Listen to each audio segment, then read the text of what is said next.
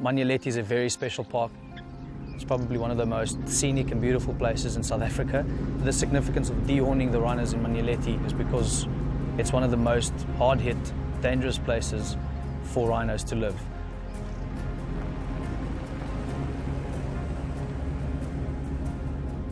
It's something that doesn't occur that often, where you find non-profit organizations working with a government park and being able to assist in whichever way as an organization to make sure that those rhinos, the ones that do remain, are safe and are dehorned is an absolute privilege.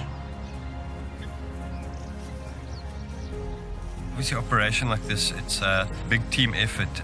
We had 3 vets, 2 on the ground, 1 with each recovery vehicle, and then also a vet in the air. Reserve managers in the fixed wing doing the spotting.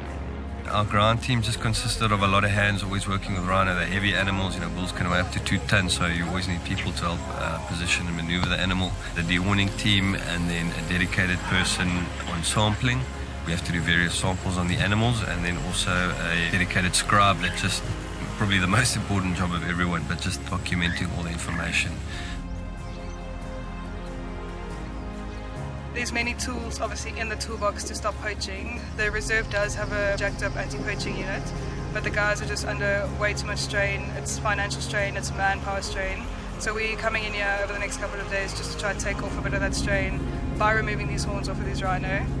We do know that from previous experience, it definitely does divert poaching activity. So we're looking into all the methods that we can possibly put in place on a reserve like this to try and eliminate the poaching. There's so many little moving parts in a project like this, and from a non-profit organization point of view, we have the ability to apply funds to ensure that this doesn't become a burden to the reserve itself, and that's exactly what we did.